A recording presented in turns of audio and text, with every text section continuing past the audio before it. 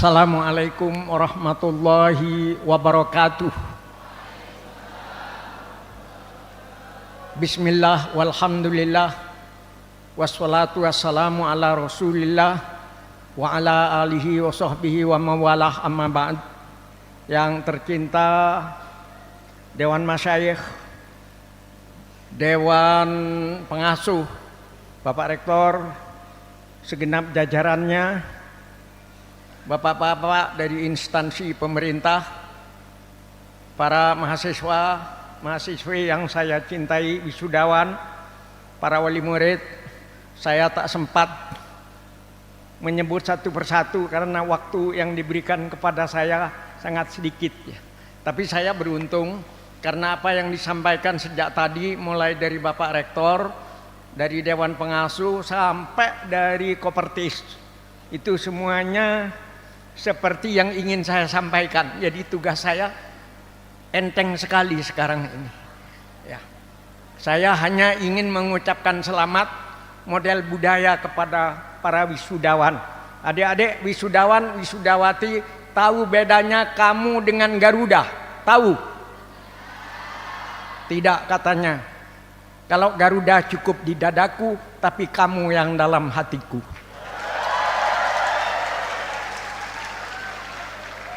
Marilah detik ini, hari ini kita mulai dengan tersenyum. Sebab siapa yang tersenyum di pagi hari, siapa yang tersenyum di awal kewisudaan Anda, insya Allah siapa yang tersenyum di pagi hari akan mampu tersenyum sepanjang hari. Tersenyum mulai jadi sarjana sampai wafat pun Anda akan tersenyum. Kenapa tersenyum menjadi penting? Karena Rasulullah bersabda, tabassumuka ala wajhi akhika shadaqah. Senyummu terhadap saudaramu adalah sedekah. Jadi dengan tersenyum itu kita telah memperbaiki onderdil terpenting dalam diri kita, yaitu kolbu. Jadi ketika kolbu itu tersenyum, kolbu yang tersenyum itu kolbu yang bersih, kolbu yang meniru kolbunya Rasulullah. Rasulullah bersabda, ala fil jasadi mudghah, idza saluhat saluhal jasadu kulluh, wa idza fasadat fasadal jasadu kulluh, ala wahyal qalb. Ketahuilah bahwa dalam diri manusia itu ada segumpal daging. Kalau bagus segumpal daging, akan bagus seluruh tingkah laku, akhlak, bahkan sampai ucapannya. Tapi kalau buruk segumpal daging itu, buruk pula akhlaknya, tingkah lakunya, bahkan ucapannya pun akan buruk. Ketahuilah segumpal daging itu adalah kalbu, yang dalam bahasa Madura disebut ateh. Dalam bahasa Indonesia disebut hati, kalbu itu. Makanya dalam budaya Madura ada kata-kata atese jeneng, atese bersih, atese soklah. Apa itu atese soklah? Adalah hati yang tercelup oleh kemuliaan karena dekatnya hati itu kepada Allah, karena saking takorrubnya hati itu kepada Allah. Nah, sarjana sebagai intelektual harus mendekatkan dirinya kepada Allah, lebih-lebih yang sarjana alumni pesantren. Sebab kata pesantren itu berasal dari kata santri. Santri itu sendiri menurut Nurholis Majid berasal dari bahasa Sangsakerta adalah sastri. Ma huwa sastri. Apa yang disebut sastri? Sastri itu bahasa Sangsakerta orang yang belajar kalimat suci dan indah. Maka ketika Wali Songo Sunan Ampel mendirikan pesantren yang pertama kali di Ampel, Surabaya, mereka menyebut murid-muridnya itu, siswa-siswinya itu sebagai sastri, orang yang belajar kalimat suci dan indah. Yang disebut orang yang belajar kalimat suci yang indah, suci dan indah yang mana? adalah orang yang belajar kalimat suci. Kalimat suci itu lain adalah Al-Quran.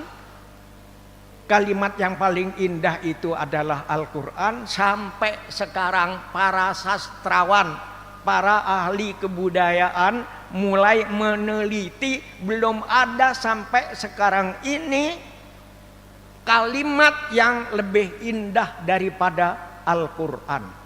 Jadi kalau orang Madura menyanyi nisra badan bila pon mate comae bungkos labun sepote kalamun tak esapora guste tak burung ancor tolang sepote teh. Di Quran kalimat yang seperti itu indahnya jauh lebih indah. Misalnya wassama'i wattariq wa ma adraka mattariq an-najmu tsaqib in kullu nafsin lamma 'alaiha hafiz falyanzuril insanu mimma khuliqa mimma indafiq yakhruju min bainis sulbi wat taraib. Kita yang tidak mengerti artinya masih suka membacanya. Karena apa? Karena indah dan sucinya Al-Quran. Lebih-lebih Al-Quran itu kalau diterjemahkan yang indahnya mau mengacu karena Quran itu bahasa yang indah, sehingga ada ulama yang menerjemahkan Quran dengan secara indah. Saya kira tidak salah. Kalau Quran itu indah diterjemahkan dengan bahasa indah, boleh atau tidak? Kalau dengan bahasa yang biasa acak-acakan saja boleh, kemudian diterjemahkan secara indah, boleh atau tidak adik-adik? Boleh. Misalnya wassama'i wattariq, demi langit dan kejora malam. Tahukah kau apakah kejora malam? Ialah bintang yang menembus kelam. Jika manusia itu berpikir dari apa ia diciptakannya, manusia diciptakan dari air lata yang mengalir antara selaiga dan tulang dada.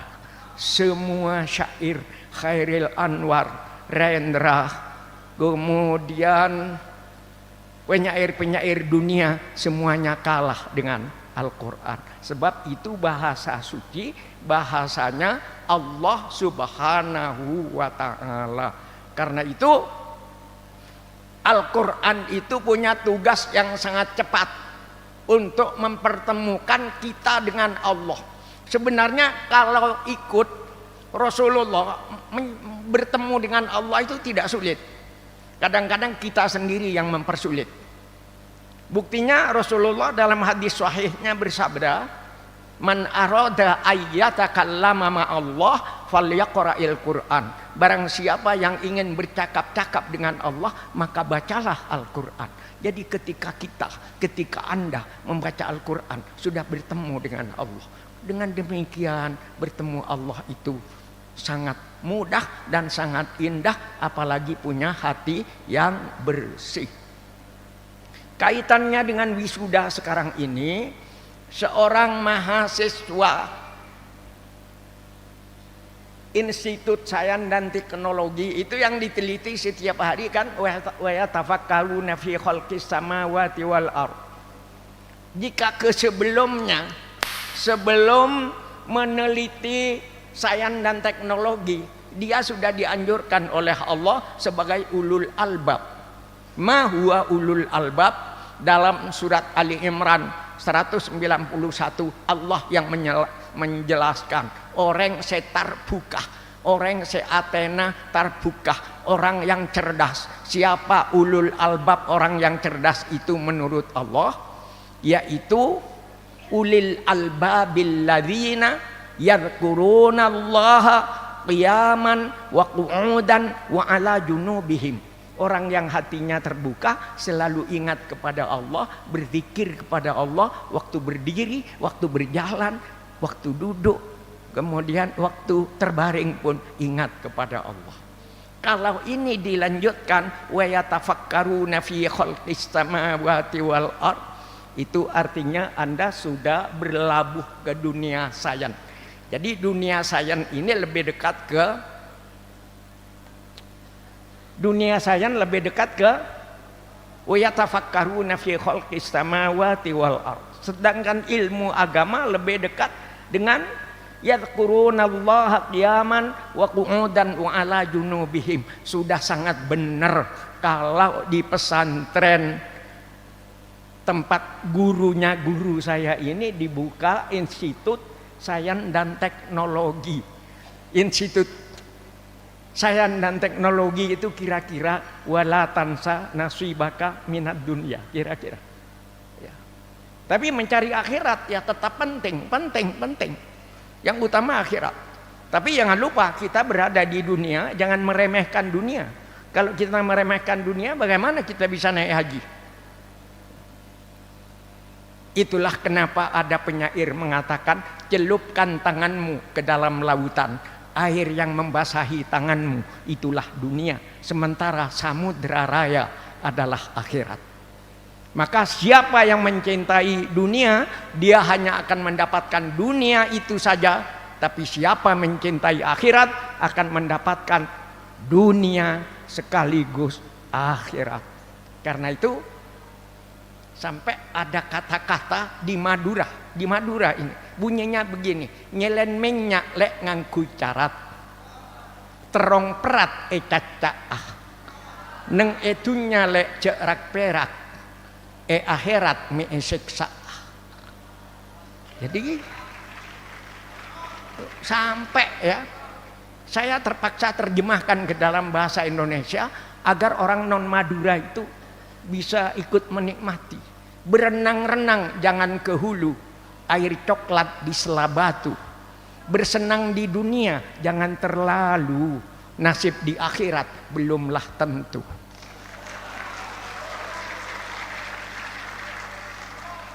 Jadi sains ini disebut juga dalam Al-Quran. Nanti malam ulama mengatakan ada gerhana bulan. Besok malam atau nanti malam? Tanggal 14 sekarang, nanti malam tanggal 15. Di Quran Allah bertanya, ya, afala yanzuruna ilal ibili kaifa khuliqat. Apakah kamu tidak memperhatikan unta, bagaimana unta itu diciptakan? Jadi belajar biologi itu perintah dari Allah. Wa ilal apa? Afala yanzuruna ilal ibili kaifa khuliqat wa ilas samai kaifa rufi'at. Dan apakah kamu tidak memperhatikan langit dan bintang-bintang, bagaimana langit itu ditinggikan? Ilmu pengetahuan modern itu mencatat bahwa dari bumi kita, tempat kita menginjakkan kaki ini, ke langit ke bintang tertinggi yang bisa dilihat oleh teleskop. Di atasnya konon masih triliunan bintang, tapi tidak bisa dilihat karena saking jauhnya. Seandainya ada pesawat supersonik yang cepatnya seperti cahaya, secepat pada bika kedap, dari bumi kita ini ke bintang tertinggi, yang sempat dilihat oleh teleskop. Seandainya ada pesawat supersonik yang cepatnya seperti cahaya, dibutuhkan 14 miliar tahun perjalanan cahaya. Pulang balik 28 miliar tahun perjalanan cahaya. Tapi utusannya Allah, Rasulullah Sallallahu Alaihi Wasallam, ketika Mi'raj hanya menempuh waktu 6,5 jam sudah kembali ke Masjidil Haram. Itu pun mampir di Masjidil Aqsa. Maka untuk apa saya menyampaikan ini? Karena Sayyidina Ali itu pernah dites. Kecerdasan Sayyidina Ali yang pintunya ilmunya Rasulullah itu pernah dites Sayyidina Ali. Gimana ngetesnya? Ditesnya juga dengan sains dan teknologi. Pertanyaannya, Ali, berapa jarak dari Masyrik ke Maghrib? Sayyidina Ali menjawab, itu hanya sehari bagi perjalanan matahari. Siapa yang berani menyalahkan Sayyidina Ali di sini? Yuk. Ya. dari masyriq ke maghrib 1 hari. Kemudian yang paling menyejukkan kalbu kita untuk para mahasiswa, kalau dari bumi ini ke bintang tertinggi, ke atasnya lagi berapa itu kali? Itu hanya sekejap mata bagi doa yang makbul. Subhanallah, subhanallah. Jadi mahasiswa yang jarang berdoa, jarang membaca Al-Quran, jarang bersalawat kepada Rasulullah, termasuk mahasiswa atau sarjana yang kurang cerdas. Ya. Jadi mahasiswa yang cerdas, sarjana yang cerdas, yang yadhkurunallaha qiyaman wa qu'udan wa ala junubihim, cerdas dia, selalu bersalawat kepada Rasulullah. Nikmat kan? Kalau cinta kepada Nabi, bacalah sholawat kepada Nabi. Kalau Allah tak ngutus Nabi, gelaplah jiwa, gelaplah hati. Nabi Muhammad utusan ilahi, wajahnya jernih, berseri-seri. Kalau tersenyum bertemu insan, terhapuslah sedih dan kesusahan. Jadi di sini dari pantun ini bisa diinterpretasi bahwa ketika orang itu merasa sedih, merasa susah, bersalawatlah kepada Rasulullah. Cepat atau lambat, biasanya cepat, kesedihan dan kesusahan itu akan dihapus oleh Allah Subhanahu wa ta'ala. Yang tidak kalah pentingnya bahwa para wisudawan ini berteladan kepada Rasulullah. Akhlak Nabi bagai bunga-bungaan, harum semerbak tiada tandingan. Wahai Nabi, wahai junjungan, kami senang mengikut Tuhan. Jadi mengikut Rasulullah karena Anda ini melakukan syariat Islam itu meniru Rasulullah. Anda sholat Allahu Akbar meniru Rasulullah, Fatihahnya Rasulullah, ruku meniru Rasulullah, Sami Allahu liman hamidah meniru Rasulullah, bersujud meniru Rasulullah, at-tahiyatul sampai assalamualaikum semuanya meniru Rasulullah. Jadi Anda, adik-adik wisudawan ini, adik-adik sarjana ini, ketika Anda sholat Anda meniru Rasulullah, berarti Anda memuhammadkan diri Anda dan Anda ingin menjadi fotokopinya Rasulullah sehingga kelak di padang mahsyar berkumpul dengan Rasulullah sallallahu alaihi wasallam. Mau atau enggak? Tahu bedanya Anda dengan hujan? Kalau hujan hanya meresap ke dalam bumi, tapi kamu yang meresap ke dalam hatiku dan sekujur tubuhku. Yang terakhir, kalau akhlaknya seperti Rasulullah, berpuasa dengan lapar, lapar Anda itu laparnya Rasulullah. Senin Kemisnya juga itu laparnya Rasulullah. Daudnya juga laparnya Rasulullah. Kemudian hausnya itu hausnya Rasulullah. Yang berbeda mungkin ketika berbuka, ya. Kalau Rasulullah lana kulu hatta najua wa idza akalna la nasba. Aku kalau berbuka itu tidak sampai kenyang. Bedanya kalau mahasiswa silahkan agak kenyang sedikit, ya. Itu bedanya itu dengan Rasulullah. Jadi enak memuhammadkan diri kita itu seperti Rasulullah, berbicara santun seperti Rasulullah, akhlak santri. Dalam akhlak Madura itu dikatakan cukok bulus lek macem berna meleben tingkah gresek pote reng bagus tata kramana mon pandeng macelep at. Psikologi kebudayaan, ketika orang hatinya itu bersih tidak akan mengucapkan kata-kata kotor, bahkan tidak akan marah-marah. Jadi kalau ada orang bicaranya kotor, itu tandanya hatinya tidak bersih, hatinya tidak dekat dengan Allah. Karena itu hati-hatilah Anda keluar dari sini menjadi guru, jangan marah-marah kepada muridnya. Guru yang terindah seperti Rasulullah, selalu tersenyum kepada siapa yang dijumpai. Ya. Jadi begini rumusnya, saya pernah di program Living Values Education selama 7 tahun di Universitas Paramadina di Jakarta. 7 tahun saya kerja di sana.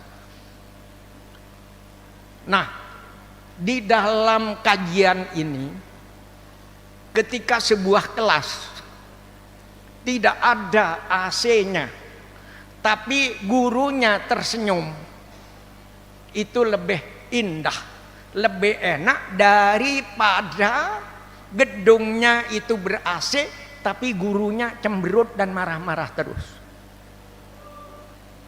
Mau yang mana? Mau yang tersenyum atau mau AC?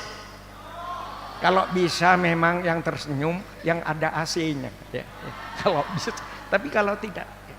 Dan itulah indahnya kalau kita punya hati dekat dengan Allah sebagai ilmuwan yang hatinya selalu berzikir mengingat Allah Subhanahu wa taala. Tapi jangan lupa kepada para wisudawan ya, Anda jadi cerdas karena siapa? Ya pasti karena Allah. Nggak ada yang tidak karena Allah.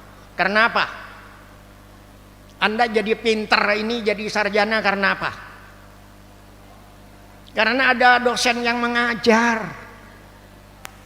Betul atau enggak?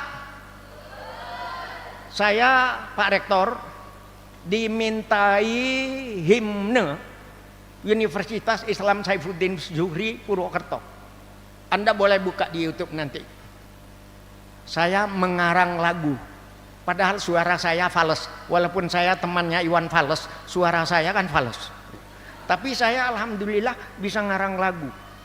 Dan lagu himnenya UIN Purwokerto itu isinya selain memang bertaat kepada Allah, mencintai Rasul, isinya ada isi yang paling penting di refrain.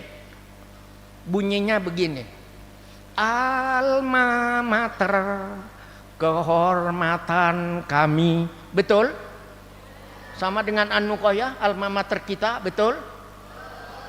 Yang Purwokerto begini: Alma mater, kehormatan kami, senyum dosen wangi di hati kami. Setuju?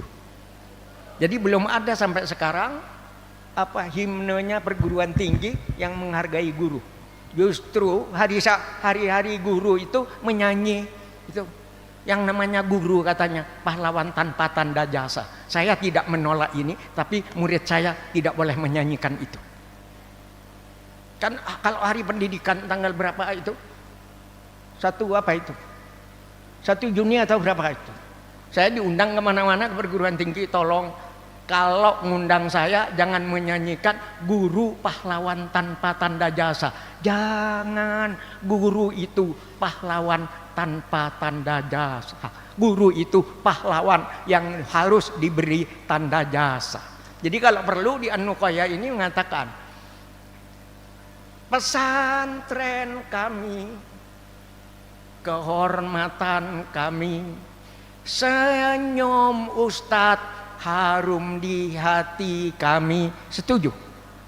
Setuju. Guru kita itu adalah yang memberi kehormatan, memberi ilmu kepada kita. Makanya tidak salah orang Madura, tidak salah kalau ada orang yang mengarang lagu, mengarang syair yang bunyinya begini: buah kemumu, buah tomat,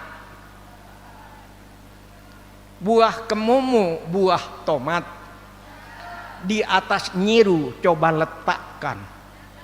Kalau ilmu ingin manfaat, hormatilah guru sebagai pahlawan. Jadi syair saya itu, kalau orang Kepora gampang, saya memang bikinnya di Penceru itu. Nginom cemo are ahad, abjang Jumat masjid Penceru, kalamun ilmu tero manfaat, kudu hormat amul jeeki guru. Luar biasa kan, luar biasa. Kalau perlu kepada dosen-dosen ini, kepada guru-guru, dosen-dosen yang ada di sini, Anda ucapkan dalam hati, dosenku, kalau mendung hitam sudah di atas kepala, jangan larang hujan turun ke bumi. Kalau angin bertiup dengan kencangnya, jangan larang daun-daun kering berguguran. guruku, dosenku, kalau senyummu sudah mekar laksana bunga melati yang harum dalam hatiku, jangan larang aku tetap setia, hormat dan selalu rindu kepadamu. Insya Allah akan ketemu dengan guru kelak di akhirat, ya. Semua kan guru. Jadi guru adalah pahlawan yang harus diberi tanda jasa, ya, sama dengan pahlawan yang berjuang memperjuangkan kemerdekaan. Dan gulu tahun 1947 telah mempersembahkan putranya yang terbaik untuk kemerdekaan Indonesia. Siapa itu? Allah yarham Kiai Abdullah Sajjad. Jadi jangan diragukanlah. Kenapa Kiai Abdullah Sajjad itu begitu cintanya kepada tanah air? Kiai Abdullah Sajjad itu juga muridnya Hadratus Syekh Kiai Haji Hasyim Asy'ari. Dengan Kiai Ilyas juga. Kiai Hasyim Asy'ari juga muridnya Kiai Khalil Bangkalan. Di sudutnya kitabnya Kiai Khalil Bangkalan itu saya menemukan tulisan Hubbul Waton Minal Iman. Kemudian dibuat lagu tadi, Yalal Watan itu. Lah, saya pernah diminta di zaman Presiden Gus Dur, Pak Zawawi, kenapa cinta tanah air adalah sebagian dari iman? Saya butuh 3 tahun merenungkan itu. Barulah setelah 3 tahun saya bisa merumuskan kenapa cinta tanah air adalah sebagian dari iman. Hari Minggu yang lalu, hari Senin yang lalu dibacakan di depan Pak Pangdam. Saya diundang Pak Pangdam Jawa Timur untuk membacakan puisi cinta tanah air ini. Bisa dilihat dari YouTube. Yang tidak punya bisa minta pada saya. Kenapa kita harus cinta kepada bangsa dan tanah air? Kita semua minum air Indonesia menjadi darah kita. Kita makan beras dan buah-buahan Indonesia menjadi daging kita. Kita menghirup udara Indonesia menjadi nafas kita. Kita bersujud di atas bumi Indonesia, berarti bumi Indonesia adalah sajadah kita. Dan bila tiba saatnya kita mati, kita semua akan tidur dalam pelukan bumi Indonesia. Daging kita yang hancur membusuk akan bersatu kembali dengan harumnya bumi Indonesia. Tanah air Indonesia adalah ibunda kita. Siapa mencintainya harus mengisinya. Siapa mencintainya jangan mengisinya dengan maksiat dan dosa. Betul? Jangan mengisinya maksiat dan dosa di Indonesia ini. Jangan mengisinya dengan kebencian, permusuhan dan adu domba. Tanah air Indonesia adalah sajadah kita. Siapa mencintainya harus mengisinya, menanaminya dengan benih-benih keimanan, ketakwaan, kerukunan, persatuan, kemajuan dan kreativitas. Kreativitas ini ada dalam sains dan teknologi. Tanah air Indonesia adalah sajadah kita, tempat kita bersujud kepada Allah. Saya bicara sudah 35 menit, ini jam 12. Harus berhenti ya, harus berhenti. Kalau suatu saat ngundang lagi. Jadi akhirnya begini, apa hubungan Anda dengan tanah air? Karena kita cinta tanah air, marilah kita berbuat yang terbaik. Karena tanah air Indonesia ladang untuk beramal soleh. Jadi Anda dengan bekal ilmu kesarjanaan S1 yang Anda miliki, Anda jangan lupa bahwa apa yang Anda lakukan adalah bakti kepada Allah dan berbuat yang terbaik untuk bangsa dan tanah air. Akhirnya kalau Anda membeli galah, carilah bambu di Surabaya. Kalau ada ucapan saya yang salah, berikanlah maaf kepada saya. mon serena sere koneng rokok eskot dari kepora serena kaula budu torta oneng salah lopot nyon sapora. Tapi ada puisi bagus untuk anu kayah cintaku, para wisudawan wisudawati sayangku, jejakku ku tinggal di sini tapi senyummu ku bawa pergi.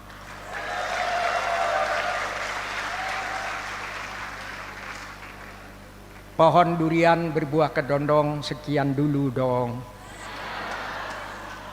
Wallahul muwafiq ila aqwamit thoriq.